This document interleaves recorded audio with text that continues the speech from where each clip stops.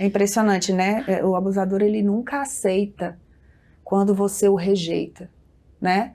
Na verdade, eu falo muito sobre pessoas com transtorno de personalidade narcisistas, porque narcisistas são a maioria desses abusadores, né? Uhum. Então, quando eu decidi me separar, né? Como havia tido a violência, eu pedi uma medida protetiva e ele, na verdade, na época eu entendia muito pouco, mas um amigo que era advogado me ajudou.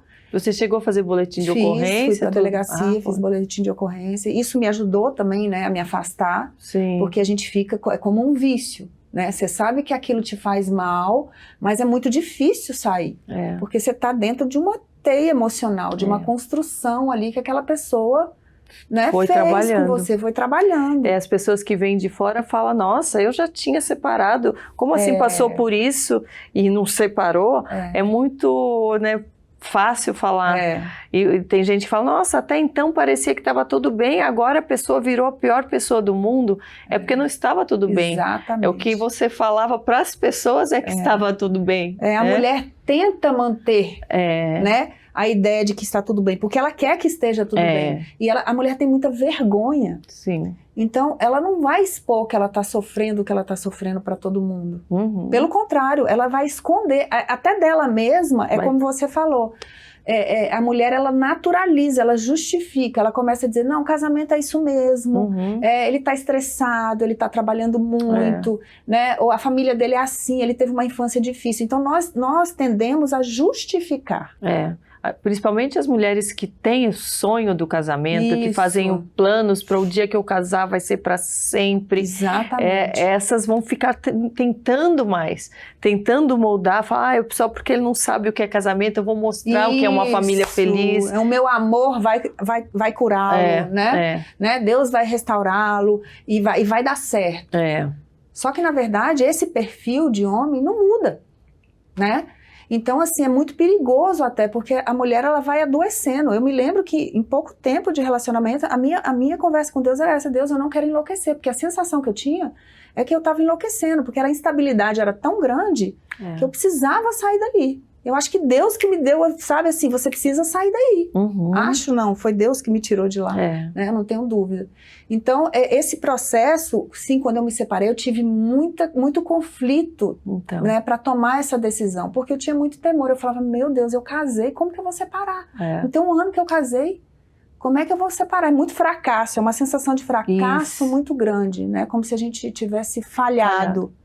Né, com Deus, com o outro e com você mesma. E que os seus sonhos de família também fracassaram. Né? Parece que nunca mais você vai poder ter uma família.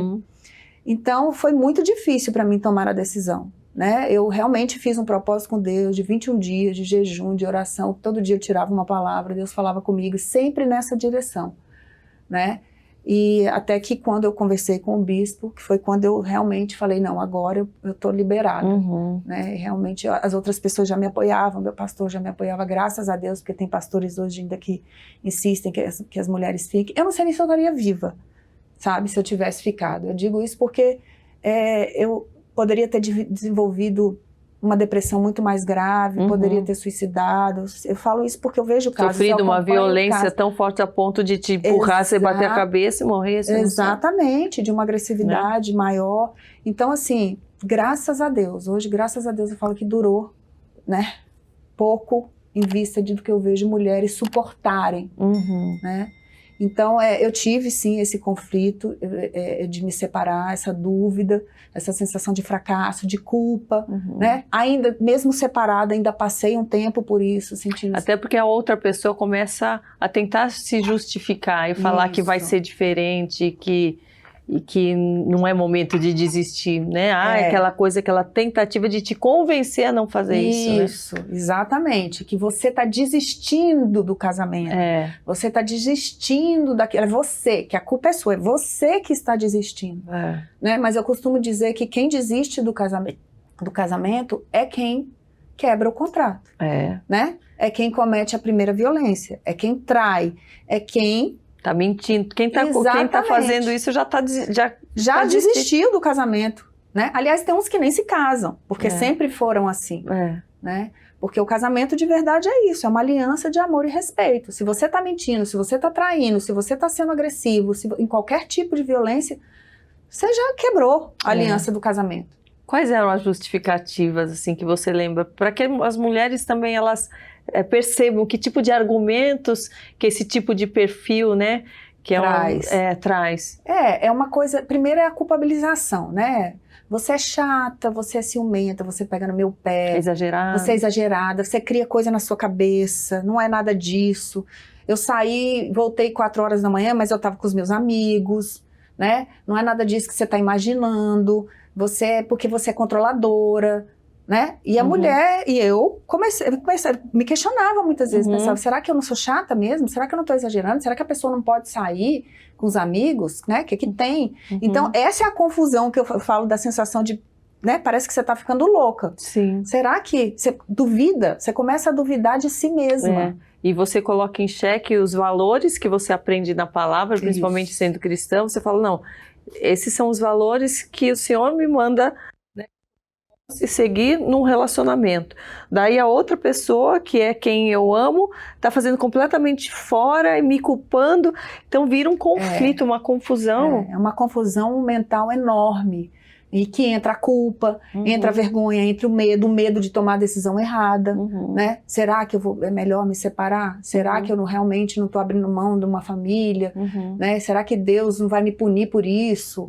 Porque, né? São muitos conflitos, é muito angustiante mesmo. Eu passei por tudo isso e mesmo depois de separada, senti isso durante um tempo, né? Mas Deus foi me dando sempre direções e palavras que me confortavam, que me, né, direcionavam para seguir em frente. Inclusive, uma das palavras que Deus me deu que me marcou muito foi sobre a glória da segunda casa. Né? Deus disse para mim que a glória da segunda casa seria maior do que a primeira. Essa é uma palavra que eu guardo assim, com muito carinho no meu coração quando eu me separei. Né? E na época, claro, ainda não tinha dimensão, né, das maravilhas que Deus faria na minha vida. Eu estava tão machucada, né, tão ferida, e de fato Deus fez. Né? De fato, Deus realmente me reconstruiu. Mas assim, de um jeito que eu brinco que a minha autoestima era menos 10, era igual a temperatura negativa. Né? E depois desse relacionamento, parece que eu virei outra pessoa. Né? Depois de toda a dor que eu passei, de todos esses conflitos que eu consegui me separar, eu comecei a entender que eu era, né, um indivíduo, que eu era de fato amada por Deus e que Deus não queria coisas ruins para mim, né? Eu fui, acho que eu comecei a andar com Deus mais de perto. Sim.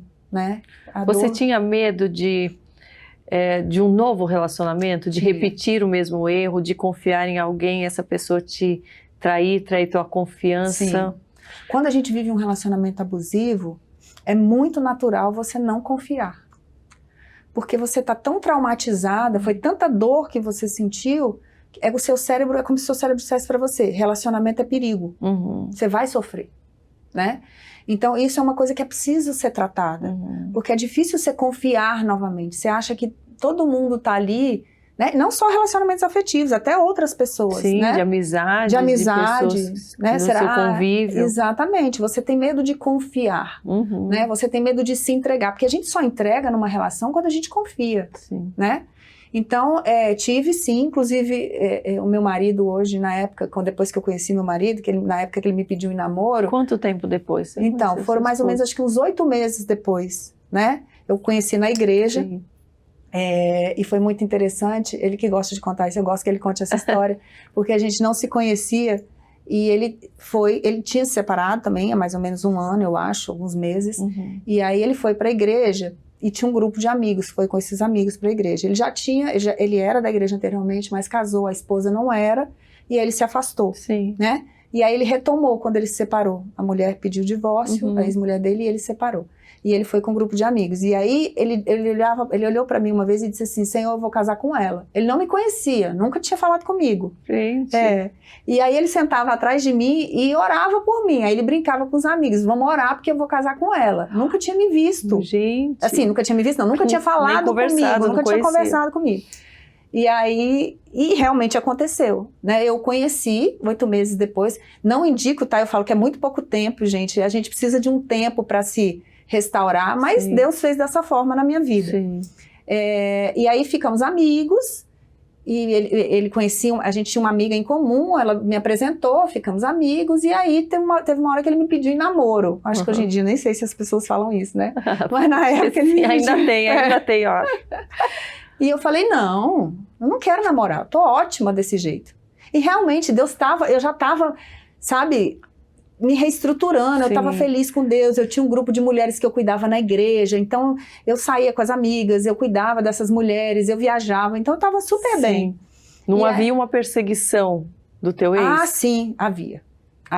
Aí você perguntou e eu não te respondi. Sim, quando eu me separei, eu tinha uma medida protetiva, então ele não podia se aproximar. Mas, acho que depois de um mês, aí eu falei, entrei com o divórcio, e ele disse que não ia dar o divórcio.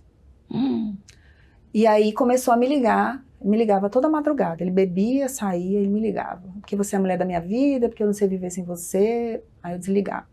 Né? Na época ainda tinha telefone fixo. Isso tem muito tempo, né, gente? Então, e aí, às vezes ia na minha casa lá, eu falava pro porteiro, não pode subir, não deixa subir, eu já tinha deixado avisado. Aquela coisa de insistir, sabe, de desesperar, de não me dava o divórcio. E aí eu comecei a orar, eu falei, não, Senhor, não, esse negócio não tá certo, eu preciso me divorciar, né? E isso durou, assim, quase um ano. Até um dia que também entrei num propósito com Deus de oração, aí um dia ele resolveu me dar o divórcio. Eu falei, nossa, ótimo, então fui no cartório, a gente assinou, porque como era consensual, não tinha bens, não tinha nada, não tinha filhos, foi super rápido. Sim. Né? E aí foi um alívio pra mim. Aí nessa fase eu já tava na fase do alívio. Sim. Aí já pra mim falei, nossa, agora eu tô livre pra seguir minha vida. Sim.